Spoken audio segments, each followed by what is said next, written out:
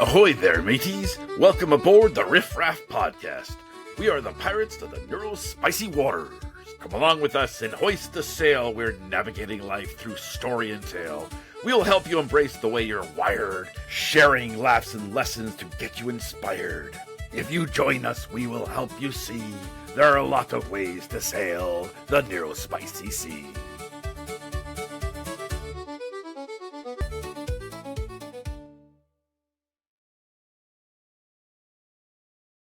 Good morning and welcome to Across the Desk and the Riff Raff podcast. Apparently today we're kicking off about the fact that Paul may or may not be a clothes whore.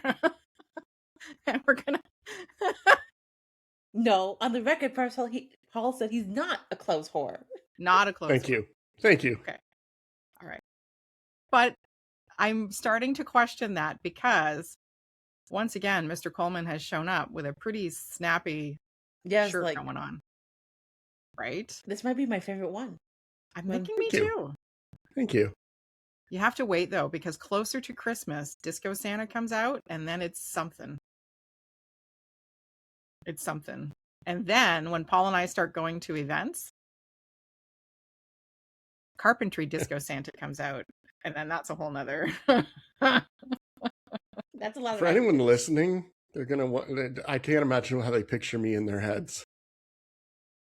Okay, well, so let's provide some context before we jump in because today's topic is a bit heavy. So, for some levity, Paul clocks in at around 6'10", and 6'2".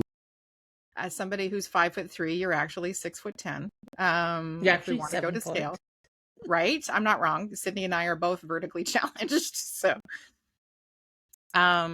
and not a small guy, right? So you are Santa What are you saying? appropriate. I'm saying you're cute as a button. I'm saying you don't have to stuff the Big suit. button. With those big coat buttons. No judgment from me. I'm on the fluffy side of life. It's all good.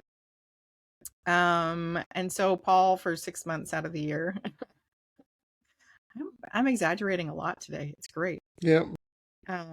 For what's that? 6 weeks. I was gonna say 6 weeks. sometimes when you're grieving, your brain exaggerates things. That was a stretch, but thank you. No,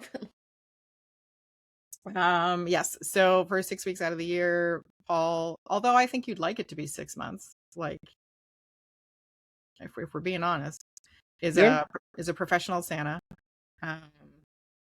And so when we started so Paul and I focus specifically on neurodivergence in trades and manufacturing, and we go to a lot of events to talk about the value of trades and working in trades, but also that it is an employment opportunity for neurodivergent individuals. And the more research that's starting to come out, finally, because I started talking about this 9 years ago, and now you're seeing more conversations happening. So I'm gonna hang on to a piece of that.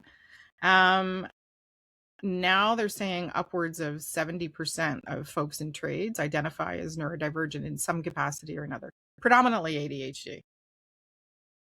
The data is showing. Not shocking. So yeah, Paul and I do a lot of talking around that. How does that connect to grief? I don't know. It's going to in a second. But you were connecting my Santa with that. Was I? Yeah, you were. I feel like that was tenuous at best. No. You were saying we go to events to speak about things.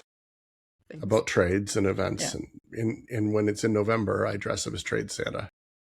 Yes, so Paul and I started talking, and I was like, Paul, we need to do something with this. And thank God Paul's on board. And Paul began the journey of transitioning into Trade Santa. The blinks. For those of you that are watching live or watching this on YouTube, what Paul's eyes are saying is, clarify that statement, Elizabeth. Faster, Elizabeth.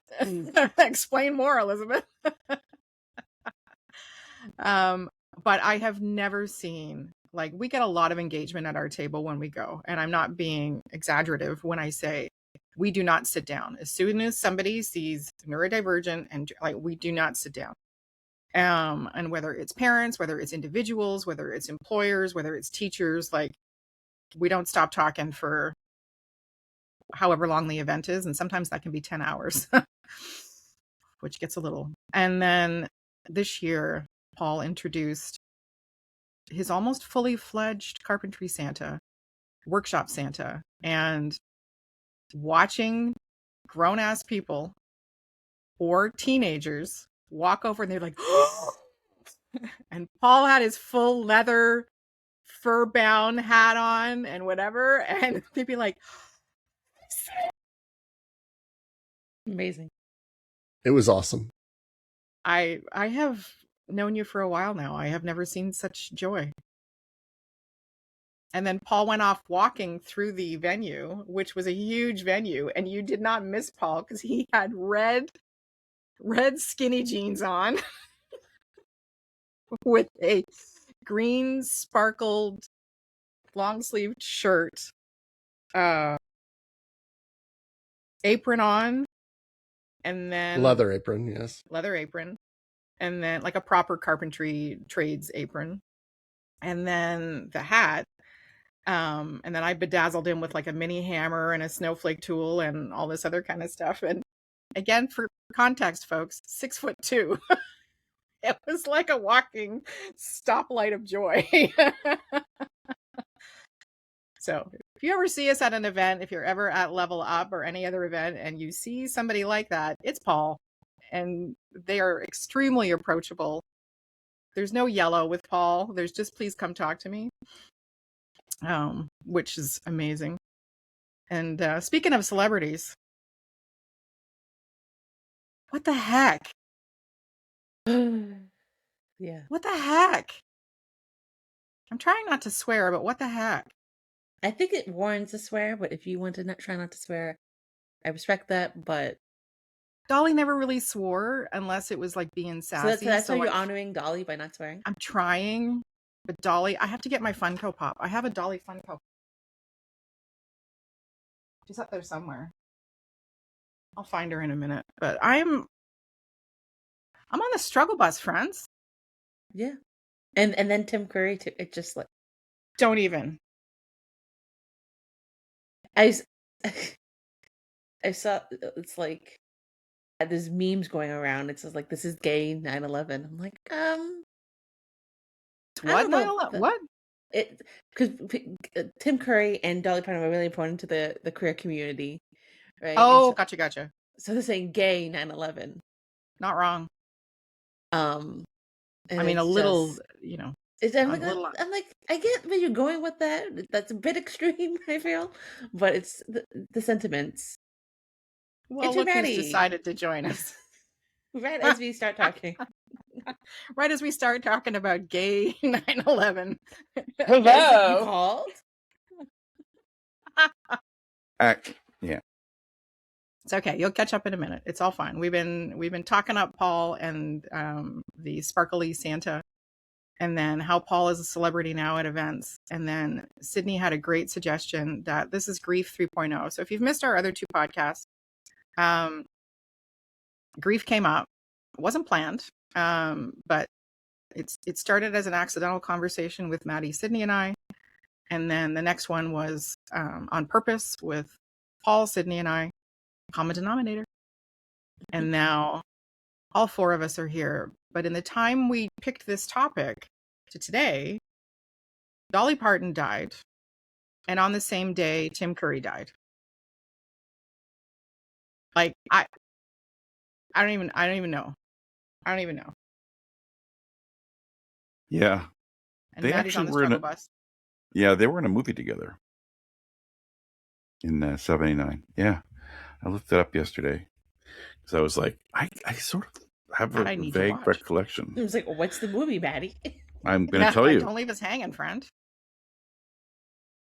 Tell me you're neurodivergent without telling me you're neurodivergent. Here's the funny thing about this, folks. I'm actually when a fact comes up in our podcast and somebody doesn't have the answer, I don't bother looking because somebody else is going to do the tap tap. Or Plus, So my the- keyboard annoys Maddie. the answer is 1999 mockumentary comedy television movie Jackie's Back.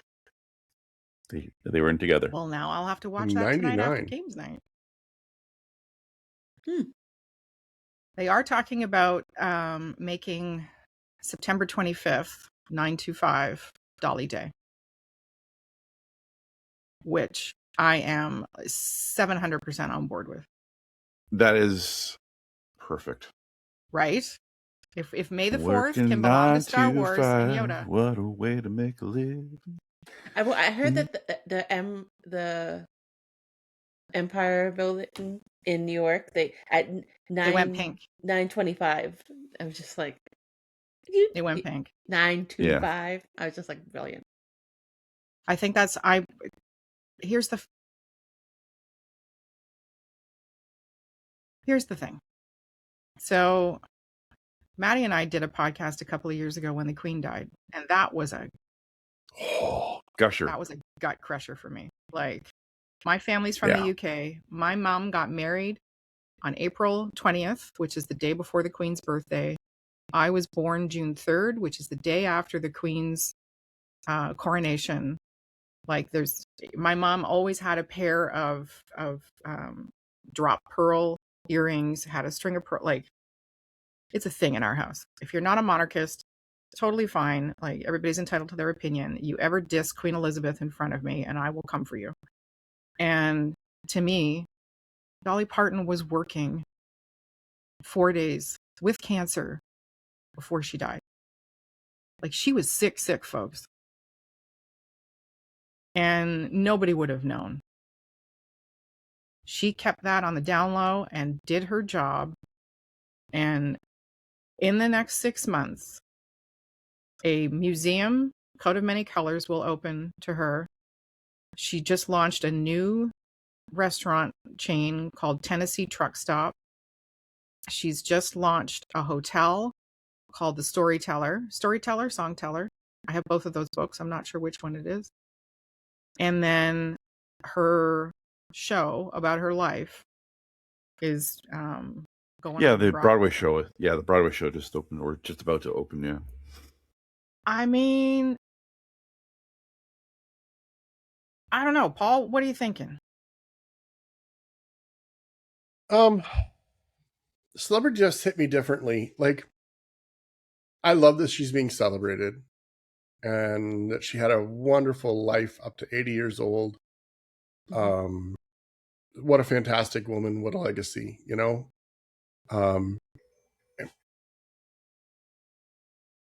That's Dolly letting you know Sorry? she's happy about what you're saying. Right? But sorry, I was putting my phone on silent. That was weird. Yeah. Good We're all idea. gonna do the same thing. And I, you know, like, you know, she left such a great legacy, and I love the work that she did and everything else. And I love that she's getting all this attention and everything. And am I sad she's gone? Yeah. The deaths that hit me harder are like Peyton, that just died.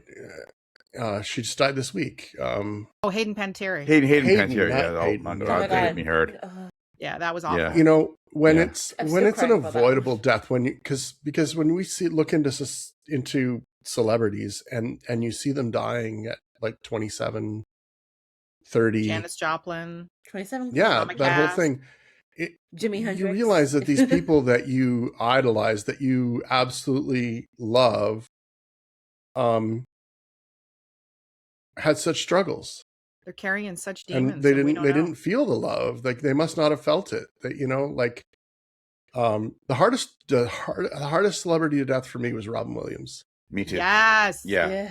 Having said that, when it came out that he had Dewey Louie body dementia, I understood it better, and he wouldn't have been able to be him. Yeah. Yep. And I And think that came would up have kind been of such a- later. So I'm just saying, like, when it first, Oh yeah. when the death I was first devastated. hit, it was hard for me. The Yeah. hardest ones for me were Robin Williams, Prince, and George Michael's. All Yeah. all avoidable, whether it was overdose or self-harm or whatever, like it just makes me see that the joy that they brought others, they didn't feel back. What's the cost to them? Yeah. Yeah. And that to me is like, it's hard. Yeah. I agree with that one. For me, it was Christina Grimmie. It's almost 10 years now. Oh, yeah. Yeah. Yeah. Okay, so she was I would say everybody's little sister on YouTube. She was an incredible singer, but she was like Big sister. every video. Yeah. Okay, sorry, forgot the age difference. Like she, like, I mean, she talked to everybody on the YouTube, like doing her videos. Like she was like ever present. She was there. It was like you knew her. And it was a stalker that killed her at a show, at a signing thing after. That was 10 years ago. I know, yeah. It was. Well, what's that? Sorry. And she was also on The Voice. And so she became her fame picked up. Like she was at the beginning of an apex of her fame when all of this happened, and it just shook me. And then the next day it was the shooting at the Pulse gay nightclub. Like, so the two things are just yeah. No, sorry, but like I was thinking of Selena Quintanilla Perez, and it's years ago now, but it was like the president of her fan club that took her out. Yeah. It's the ones, so those, I think there's a distinction there, right? Because when it's, what I would agree with is self-harm, right? When it's a drug overdose or, alcohol induced or whatever, what that makes me think is, have we not learned enough in the last 20, 30 years when we started losing celebrities in the 50s and 60s to this, to make sure that these folks have, if they're pouring out their cup all the time and giving their all, like how Taylor Swift got through that year. I watched her documentary. I mean, I'm not a Swiftie. I do enjoy some of her music, but I'll be honest with you, I find some of it repetitive. But her as a person, it's much like Dolly. I don't like a lot of Dolly's music. I'm not a country music fan, but her as a person, like, testify. Like, I want to be like, but I wonder, where are we? Like, if you look at Justin Bieber. Bieber fever, yeah. With the passing of Hayden, and I think, like you were saying, Elizabeth, like, even like child actors and transitioning to adult actors, and even like the protections that aren't there for child actors. They're supposed to be there. Jackie Coogan law around finances. Like, there's all kinds of stuff. There's so many other issues. But if you're on YouTube, there's no, like, a lot of the what I'm worried about is a lot of the like most of the YouTube celebrities are kids of parents are putting them on, or younger themselves. They're like, most of the most popular channels are have kids under the age of 18, and there's absolutely no protection of them that like there is in unionized Hollywood shows and movies. And even with those things, like, so many child celebrities in their 20s and 30s and 40s are coming back and saying, like, nothing has changed. Things are bad, and I wouldn't recommend any kid being part of it, because it's the culture of fame is different than the culture on the set. When you're on the set, you may be protected, but you're not protected from the fame and the engine behind you. You're not protected. So you're not protected from. So yes, and. Because what immediately came to mind is the role that social media has played in accessibility and perception of celebrities. Because now, I mean, back in my day, back in the day when I went uphill to school, Back in the I didn't. 80s. I actually went downhill and then I went uphill. But anyway, It's all downhill from here. you couldn't access celebrities. Addresses were kept private. There was no phone number. There was no social media. There was no, like, you had to write a letter to the fan club, and then somebody in the fan club, like whatever it was, there was a barrier. And now with the advent of YouTube, Instagram, whatever, I watch a lot of folks, please don't slide into my DMs with your comments about my body or whatever. Like we've Yeah. lost that separation. And then look what happens. You get somebody like George Michael, who was incredibly talented, like just charismatic, but you could tell out of performing, he was quite shy. Like that switch that has to go on to be George Michael versus George, don't ask me to pronounce his Greek last name. And I start one, but there's he was a shy kid. And he was a kid who was bullied for his weight and like all these other things that came out. And then this voice comes out of him. And you're like, holy mackerel, what's the toll? Yeah. And that push and pull. The other aspect, I think that one of the reasons why so many celebrities like they had a dual life, because for many of them who were gay and lesbian George and Michael. trans, they had to hide that because of literal laws against being that existed in the 80s and 90s and early aughts. And so you get... Prince wasn't gay. What? Prince wasn't gay. I didn't say... I thought Prince slipped out of here. Just checking. No, I didn't say Prince. No. I mean, don't get me wrong. I was talking... No Prince, but there is a queen. Freddie. That's the other one. Okay. Can I just for a moment? Yes. I have Mercury's conversations with that man and go, friend. Like, now, because Prince, George Michael, like all of these individuals, where it's like Paul said at the beginning, preventable. Now we've lost that talent pool. And if they haven't gone on to be able to have kids of some kind, then done. Like we've lost, when Elton John finally, and I'm going to pause, this is not really a grief thing, but I often wonder about celebrities who are gay. Love that they're having kids. This is not a whatever. But if you're with a partner and you're using surrogacy, which two men, you're going to have to do something. Really? Do they actually not pick Elton's sperm?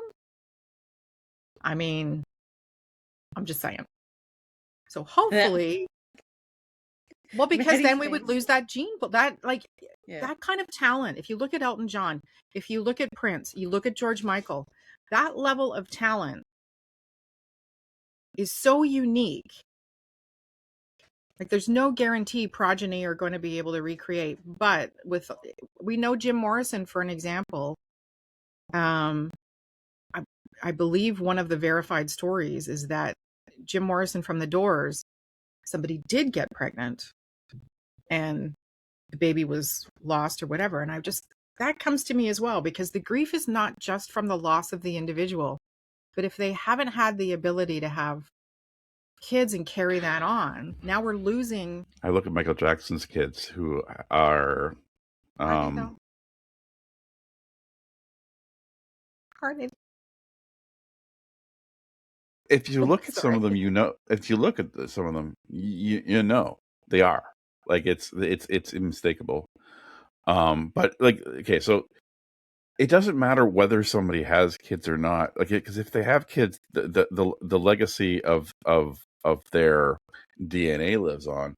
But those kids are scarred and harmed by the death of that person as well. Oh, I agree, 100%. Yeah, Having so lost my dad at a young I age, I'm on your side. I hear what you're saying. It's just like I'm thinking, oh, it's like, okay, so what we're basically saying is, hey, every celebrity out there, gay or not, you got to produce some kids so that when you Please. inevitably go, we got Tell somebody me. to replace you, and your DNA will continue on. So that it's not a huge loss when you're gone, because at least your DNA still moves on. What we're saying, Well, guys. okay. But here's the other. Paul's got a strong feeling. Imagine being one of those kids and the pressure that's on you. Oh yeah. Not right? great. Like, we've seen that with what Michael if you Jackson's can't kids. sing, and then people are like expecting greatness out of you from just because of your DNA? And look at Lisa Marie Presley. Look at Justin Trudeau. Yeah. Don't no politics. We're not. Mr. Katy Perry. Well, yeah, exactly. Katy Perry, exactly. I wonder if that's one of the things that struck me is that I have video of my dad who died in 1991. So we did not have the technology, right? To have a video camera at the time was like a big deal. Like you were fancy pants if you had a video camera at the time. So I have video of my dad. I don't have his voice. And the one thing that I love about today's technology is that I will never be able to forget Dolly Parton's voice. I will never be able to forget Alan Rickman's voice. I will never be able to forget Tim Curry's voice or any of them, right? Like we have that. We are so lucky to have such bodies of work for George Michael, Prince, Heath Ledger, David Bowie, like all of that. I wonder if that helps with the grieving process. Well, Naya Rivera from Glee died in 2020, and I had listened to her audiobook before, but when I was actively grieving her after her death, I would listen to her audiobook before bed every night, and it really did help.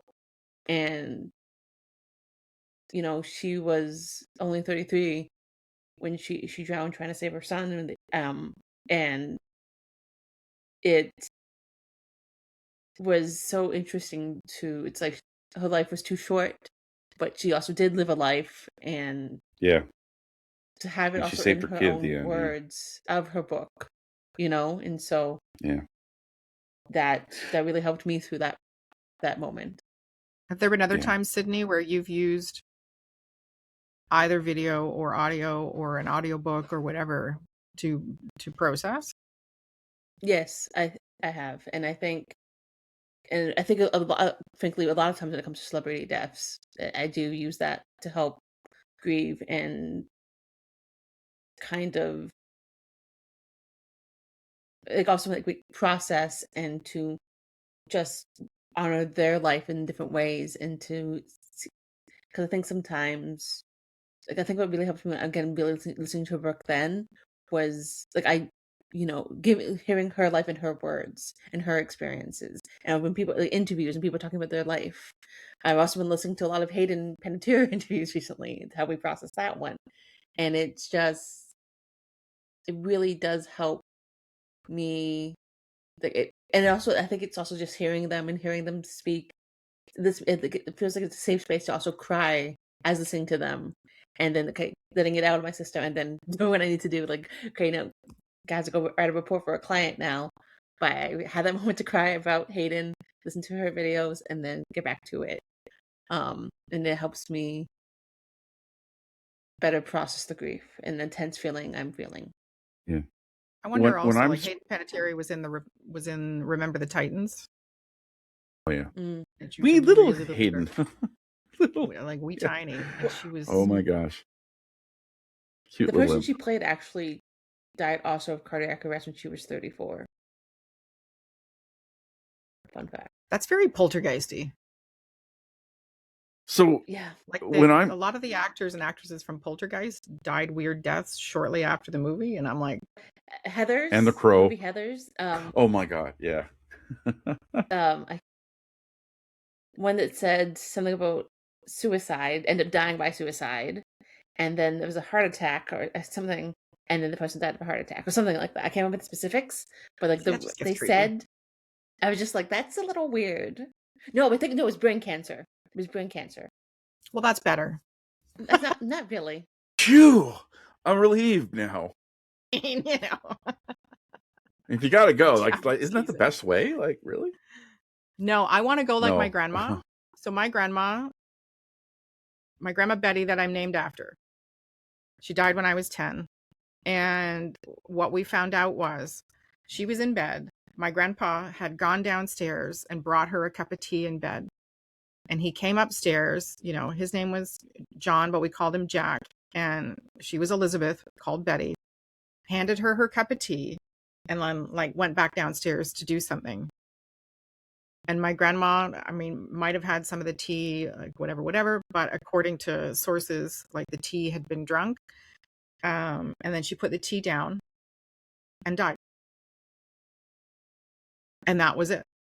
And I was like that's a chef's kiss of a death, right? Like no muss, no fuss, no kicking up a gus. You put your tea down and you clock out. I was like, You dot your I, you cross your T. yeah. You drink your tea. You drink your tea, Exactly. you dot your tea, and then Yeah, exactly. I was just like, it's the Eat ones. off. I don't know. Anyway, there's a whole bunch of ways that can go. We don't want to trigger anybody with particulars about certain things, but Maddie, you have some strong feelings.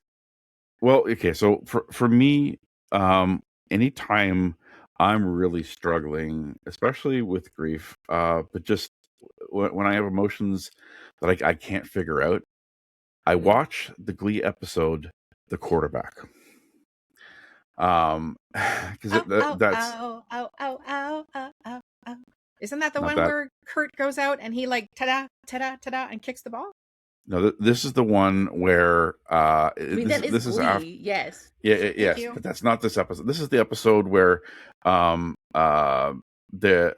what's his name in the show, but Corey Monteith had died of a drug overdose that summer while just after they had filmed a bunch of episodes. And so this episode was basically in the show. He also had died this way, and everybody was just devastated, and they're coming together through song. And Maya Rivera's song in this was "If I Die Young." Oh, ouch. Yeah, and it's "Carry Me in a River," and like it's I think of where she died and that song, and just how like it. There's so many deaths from folks that in Glee, right? That start on Glee, and that whole show is just it's an emotional roller coaster, but it's life. It's art imitating life, because they needed to produce this to grieve together.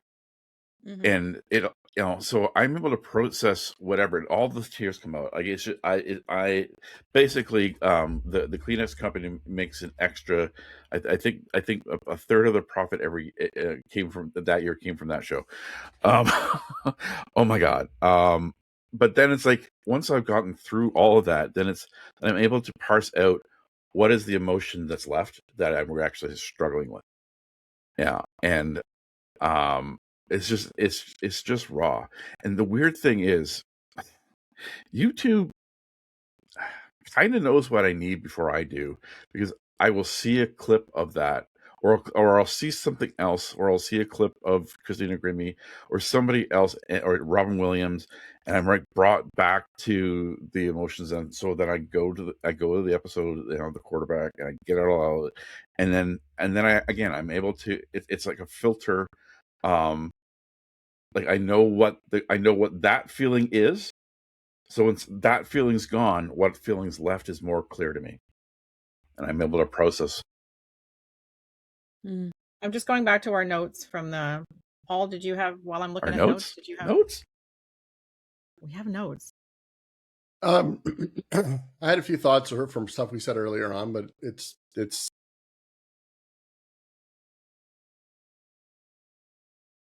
Are you sure? So basically, like, yeah, you ramblers, like I had something that was important, but I couldn't get my edge in word wise. It was just Your neurodivergentness took over, and I forgot. Yep. No, Mhm. I think there Yep. wasn't an I had opportunity. no idea what you're doing. No, and it wasn't. No, I'm not saying like I couldn't get a word in. No, it was just I was Word. contemplating and yeah, it wasn't worth going back to I'm just going back to to revisit that. so those emotional floods, right? So if you are in the process, right? If you like us are and we don't have an unhealthy attachment to celebrities or anything like that. We're not saying that. But when somebody's been in your life and you feel, if you are a creative, if you are human and you are moved by music or you are moved by somebody's performance, it's a layer of appreciation for their gift to the world. And one of the things we talked about in one of the previous grief episodes is the fact that I think all of us agreed we all go back to favorite movies or favorite books or favorite songs when we're in an emotional state and somebody's tip tapping and they can take it. All keyed up. Wow. If you're watching, you just saw that. If you're listening, Paul's being a bit of a sassy flakes today in a good way. But like I go back and I rewatch The Sound of Music. I can't even tell you the number of times I can sing. When my mom was dying, I played How Do You Solve a Problem Like Maria. My mom's name was Mary. And that I got introduced to The Sound of Music because of my mom. And we ended up going and seeing The Sound of Music in Toronto. And there was a moment where the theater goes dark and the swastika flags drop down. Yeah. And my mom says, I remember what that was like. Yeah. In England, Yeah. seeing that stuff show up or having those moments or whatever.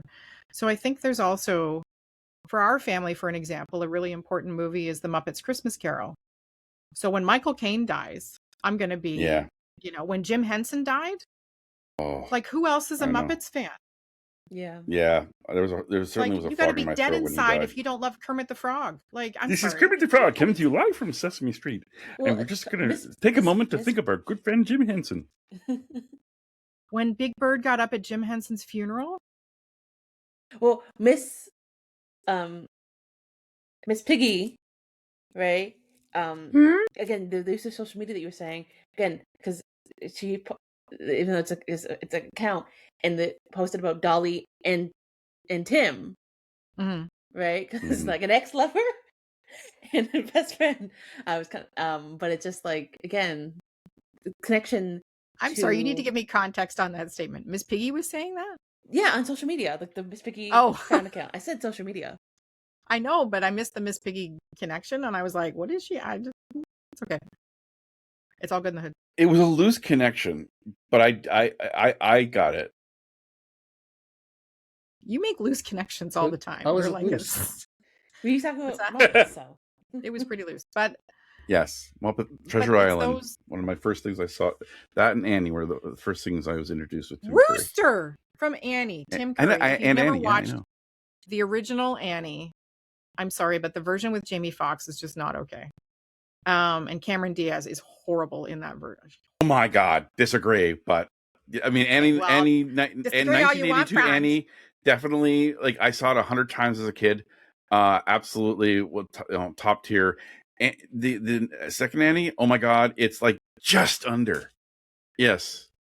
Pulling it back. The kid who played it. Like, okay, so first of all, there's a reason why we have a strong connection because my daughter Madeline saw herself in a black Annie. Well, fair. I'm not saying there's anything wrong with and like so and Jamie Foxx, like the connection that Madeline and I had was just because of it. I disagree, but everybody has the right to their opinion. We'll have a movie podcast and we'll do all of that. Sorry. But, no, it's all good. Because Paul was doing a reel it in.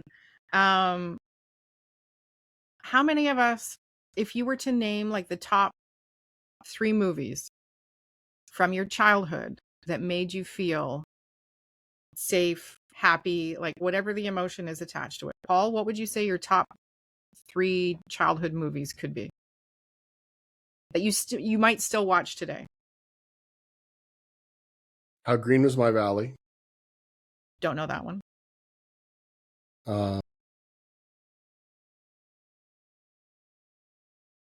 Think about it.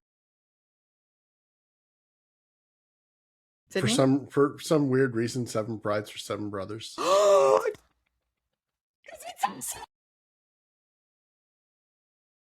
Makes me so happy. Paul and I were singing show tunes in the car. It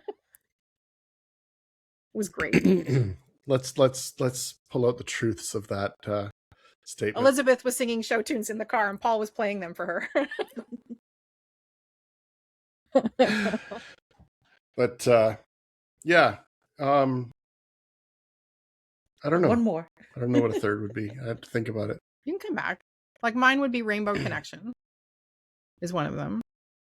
Okay, that's not. Heard of Are that you talking about a movie? That's the Muppet I'm movie. talking about the Muppet movie. Yeah, the Rainbow Connection. Like, because that thing with. But I always go back to that scene with Kermit the Frog. On the log. Yeah. Right. That's so the Muppet movie for me. I loved the Muppets. Like I had a bendable Kermit. Like I loved the Muppets. Annie was more of when I was 10 to. I don't know. Somebody with the tism on here, tell me when the original Annie was made. 1982. Well, it's not the original. 1951 is the original black and white one. Because it came from a comic book. Yeah, I was not born yet. Believe it or not. Yeah, I might look old original. Today, but I was not around. You want the Tim Curry original? Annie? Is that? Thank you. That's it. There was one in 1999 as well. That's mine. You know, that's my Annie. Yeah, and then there's the 2014. Yeah, 1982. That's the one. 1982 is the Tim Curry Annie. Thank you. The Carol Burnett Annie with Aileen Quinlan, and that one is my go-to. And The Sound of Music. I started watching The Sound of Music when I was 7. There's not a part of that movie that I don't know. I can mouth along the dialogue. I can see the whole thing. I know every song, every mountain, and I so align with Maria for being that well-intentioned, slightly screwball-y, creative individual who doesn't quite fit in, but finds her place. And I have to add another one. The Pride and Prejudice with Colin Firth and Jennifer Ely is another one that I go to quite frequently. Nice, that's a good one. Yes, definitely. Legally Blonde, another strong female lead. 3 is 3 your number? 3 is loose. Like, I know. Is it pregnant? Is it pregnant 3s or regular 3s? Like, are we going to go to 6 and 9 here? Like pregnant with triplet 3s. I love movies. Period. Sydney, what's your top 3? Annie, 1999, because I was born in 1997. Literally, It's a Hard Knock Life. I would literally get a bowl and a dish rag and on the floor. It's a hard knock life. That's my movie. Yep. And then A Little Princess, 1995.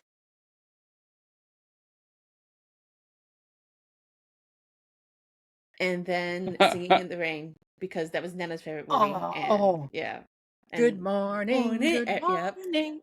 And so when I miss Nana, that's actually the movie I play.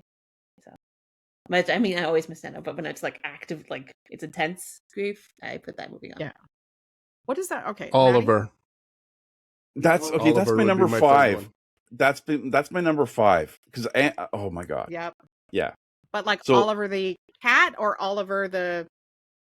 No, not Oliver and Company. That's Oliver and Company. There's Oliver and Oliver and Company. I was in They're 2 Oliver. different movies. I was an orphan in the musical production of Oliver. So I'm on your side. Okay, Maddie, what's your top 3? And yes, it can top be a one is Princess Bride. Princess Bride is my number 1 movie. I do not think it means what you think it means. Exactly. As you wish. Yes. My name is Inigo Montoya. You killed my father. Prepare to die. Yeah. So number 2 is Annie, 1982. Number 3 is the Muppet movie. Number 4 is Never Ending Story, and number 5 is Oliver. I And I love love how the some of fact us that have that Neverending very Story obscure. came back in popularity 2 years ago, thanks to Stranger Things, which brings everything 80s back. Yeah, I had a hard relationship with the 80s, but anyway, we'll leave that one alone. So when we lose people, so what we identified in our previous two podcasts was that some of these tools about rewatching movies or listening to songs or hearing their, like, the one thing my mom used to get so cross, that I shouldn't say she gets so cross, sometimes she did, like, what are you filming me for? What do you need video of this for? Da, da, da, da, da. I have hours and hours and hours. And I said, because I don't want to miss your voice. That's all it comes down to. I don't want to miss your voice. And we're very lucky that we have quite a lot of her. And one of the last messages she left me on my phone, I kept saving it and saving it and saving it because, of course, you know, your voicemail at the time, was 7 years ago, could kick out the message. And I used to do, you know, what's it called? Not WhatsApp, Snapchat. AOL? Snapchat. Yeah. Snapchat, because you could do those little videos with somebody where you could, you know, have both of your faces and it would like do this weird little video, and she loved doing those. So anyway, I could trick her into me getting her voice, I would do. And that's what I guess from a celebrity perspective, is it comforting for some folk to go back and look, or do we go back and look and think, oh, damn, is it age related? Maybe it's I think because Hayden Panettiere would hit very differently than Dolly. Like, yeah, yes and no. I'm upset about Dolly, but Hayden's is definitely hitting me more because of the age. And I think X was involved in the. Don't get me started, Elizabeth. Don't get me started. I've been. Yeah, I mean, yeah, Hayden's death is really hurting me hard. So I'm gonna leave it at that. And so, and I think it's also, I think Paul was kind of talking about the struggles that you don't know someone's dealing with, and the appearance, like, it seems so sudden. It's just like, what do you mean? And she came out with a book just in May. She released her memoir, all these different things. So I think age does have a factor to play in not just celebrity deaths, but deaths in general, right? Because, again, for example, with my Nana, she was 85 turning 86, but then I also lost my mentee last year, and she was only 21, right? And so I think age does play a factor into it 100%. It feels for more me personally. Yeah, no, I'm with you. Like, the one thing my husband does, which really irritates me, he always asks me how old the person was, and if they were older, he's like, well, they had a good life, and he reacts very differently, and I'm like, still my mom, still, But both can coexist. Yes. Yes, exactly. And he gets, now if it hits him if they were on the younger side, and I wonder if that's where it hits harder as well, when they're younger and they haven't been, especially from a celebrity perspective, when they haven't been protected, Mm-hmm. and you know, their potential gets cut so short. Mm-hmm. Like, I think George Michael was only 50 odd, was he not, Paul? Yeah. And same with Prince. Anthony Bourdain was like just in his 60s.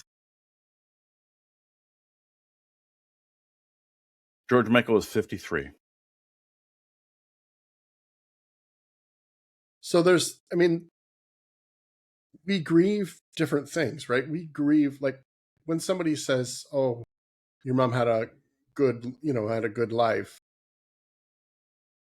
And that hits hard sometimes. Like, it's like, she absolutely did. And I'm so thankful for that. I still miss her. She still was such a big part of my life. And I mean, if you lose a friend that was a friend for 30 years or whatever, or, you know, like I think my dad died just months before their 50th wedding anniversary. Oh, And so they had and they were together for a few years before they got married too. So they had like 55 years or something of time together, and they were everything to each other. And so it doesn't matter if my dad was older. To my mom, that was still an incredible loss. Yeah. Yeah, I don't, at that point, you don't have to then, there's no grief for what was lost for my dad, because, you know, he was still young. He was only 72, but you know, when somebody dies and they're older, you don't have the grief for the life that they could have still had. You have a grief for what you've lost. yes. But when somebody dies young, Yeah. you have it's compounded. Amen. You have a grief for especially if it's a child of your own or something. You have the grief of your loss to that connection, but you also grieve everything that person could have been and should have been. It's like it was my stolen. my daughter, my youngest, so my dad died back in 2007, and my youngest daughter was born in 2008. She grieves the life that she never could know, and she hears the stories about my dad. She hears what he was like, and grieves never knowing that, missing out on that. And it's a different kind of grief, because it's Same for my kids. you have nothing tangible to hold on to, and everything's meta, everything's ethereal, and it's but and the other thing on top, you know, we've kept his memory alive. Because if we hadn't kept his memory alive, she'd have nothing to grieve. Yeah. And that was one of we talked about it before. Deep breath, Maddie. And Andrew Garfield, when he went on the Colbert Show and said that grief is all the love we haven't been able to express. Yeah. And we started out with celebrities, and that's a very one-sided appreciation, right? Like, for the most part, none of us are ever going to meet the individuals unless we're like very dedicated Comic-Con attendees and whatever, which I am not. It is that one-sided loss. It's almost comforting when it's global, right? Like, people are going to be talking about Dolly Parton and Tim Curry, and it always comes in threes, folks. So hang on. I was going to say that earlier. Like, something's going to drop. And like now everybody's like, protect Julie Andrews and Dick Van Dyke at all costs. I'm like, Dick Van Dyke is 102. Like, oh, and Paul's got to go. Okay. This is our movement moment, folks, in case you've missed this. Okay. So it's Paul steadfastly refuses to enjoy and Paul has and his face is so red, he's almost wearing a reverse Santa suit.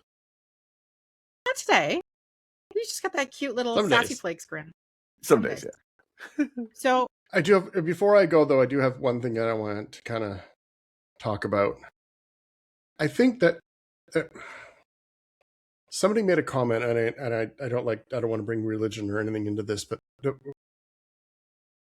somebody made a comment once that really kind of stuck with me, that only God can handle knowing all the grief in the world. Right? So if you believe in a power like that, just think about that. That only God could look down on the earth and handle all the grief that he could see. We aren't designed to handle all the grief that we get inundated with on a daily basis. The news, social media, like, it's a tragedy when somebody dies in war, but generations before us didn't get every story of every death in these tragic accidents, right?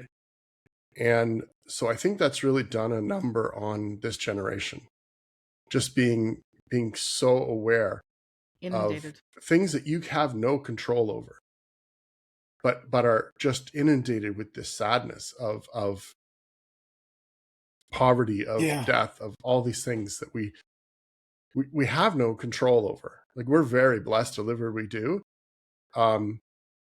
And so it's, I think that really can really affect us. And if we have a child or even ourselves, we really need to guard how much we allow into our lives in that space. I'm not saying like shut yourself off from the world and don't know about these things, but we're really not designed to be able to handle that much grief.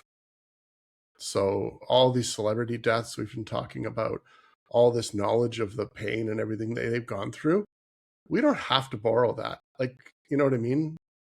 It's not, it shouldn't, it's just a slippery slope, and it's dangerous, in my opinion.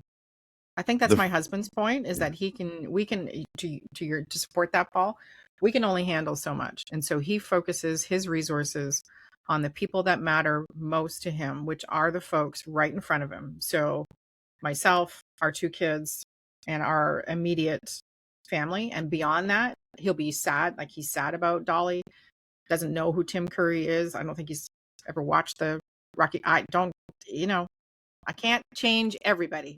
The 2 of you. Trust me, my movie knowledge is encyclopedic compared to his. But you're right, Paul. And I think if you're already struggling, if we go back to the beginning with Robin Williams, and the fact that a lot of actors, a lot of creatives are very empathic and take on not only the responsibility for being who they are, whether that's the public eye or the private eye, but their now societal requirement to entertain us. Yeah. And then you get schmackooed with all the stuff. I never thought about it that way, Paul.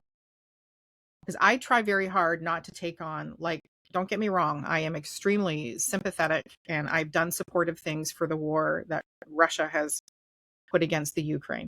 I have, I'm going to be donating to Dolly's, the Imagination Library Foundation, but so those things that are very arm's length, I try to reserve energy for an emotional response to that. I might have it in the moment, but I don't revisit that over and over because I can't do anything about it.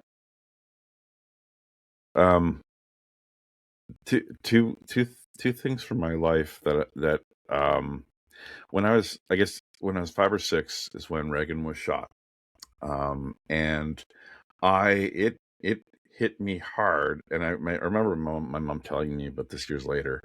I was so upset that I couldn't stop it, that like the world, like my world was shattered.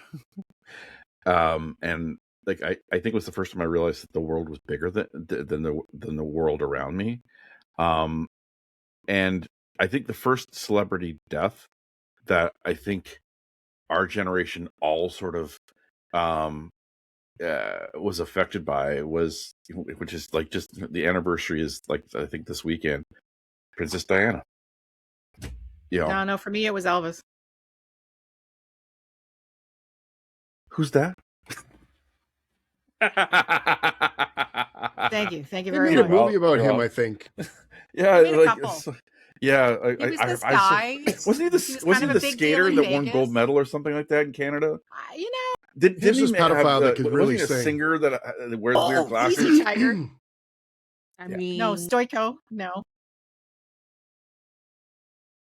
Let's not. Okay, we're not going into that territory. There's another one we could even do Grief 4.0 on. What happens when somebody you like really, really admired, you found out some really nasty stuff about? Oh God, yeah. I have such a hard time separating that. I do have to have. Sorry. You do have to. I'm actually to get back. I have to fact check something you said earlier. Dick Van Dyke is 100, not 102. He was born in December 13th, 1925. So he's turning 101. So he has hit the century mark. Not actually borrowed time. Either way. Actually, how much coffee have you had? You know, Bert is going to be slipping on a banana peel at some point. Yeah, but it won't be Ernie's fault. Well, that was a good one. Okay. So to wrap up, this began because, interestingly enough, so Sydney and Paul and I met yesterday, and it was, you know, fresh on the Dolly situation, and then Tim Curry right after that, and now holding our breath for what's coming next, because there'll be a third one this week. So if you're struggling, like if you have, a lot of folk have celebrity crushes or have celebrity interests or whatever that is, and that's a huge hobby for them, and it's a huge interest. It can be a talking point. It can be all of those things. You don't lose all of that, right? Just because the person has gone, but you could grieve. It's like, you know them. It's like me with the Queen and with Dolly Parton and whatever. I just haven't known a life without certain people in it. When Neil Diamond dies, I'll be a hot stinking mess because my mom loved Neil Diamond. And I had Sweet Caroline blaring in the car the other day. If you are in a position where a celebrity's death has hit you hard and you're in that grieving process, we've talked previously about some ways to handle that. So we brought some up today.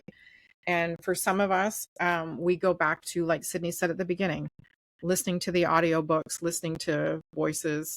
We've all mentioned that we'll go back and watch the movies that the people were in, or whatever that looks like. Humor and control. I have a pretty dark sense of humor, so, you know, I might process it very differently than other folks. Be respectful of everybody's process. Not everybody enjoys dark humor, so I always let the other person lead first, because sometimes it don't land well. Be productive about it, maybe, if it makes you feel better. Like for Dolly, for an example, her imagination library has put 300 million books into the hands of kids in the world. Donate to that to keep it going, keep those positive works going.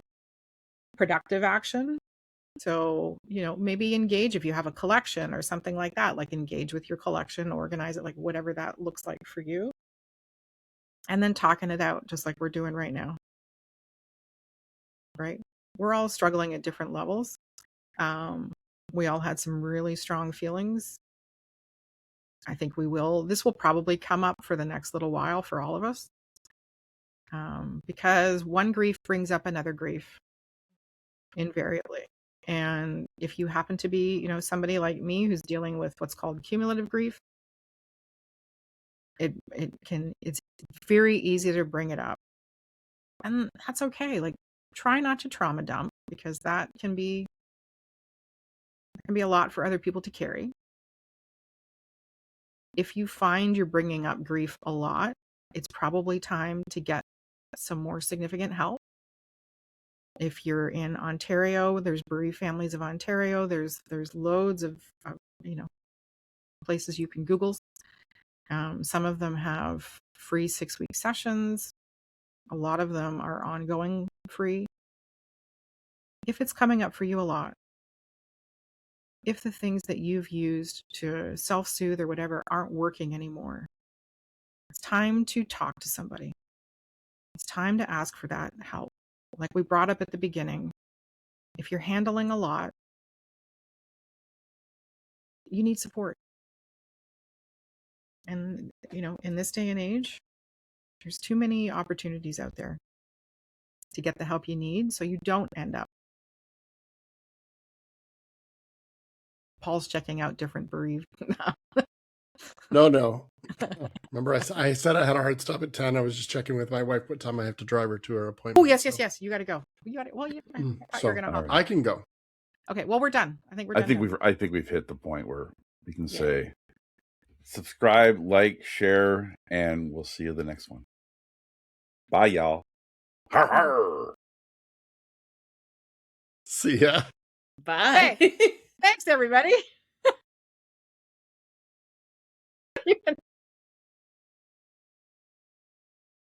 And Like, it took this long subscribe, for me to break her, but it worked. I finally broke her. Mickey's in. Bye-bye. Oh my God. Bye, everybody.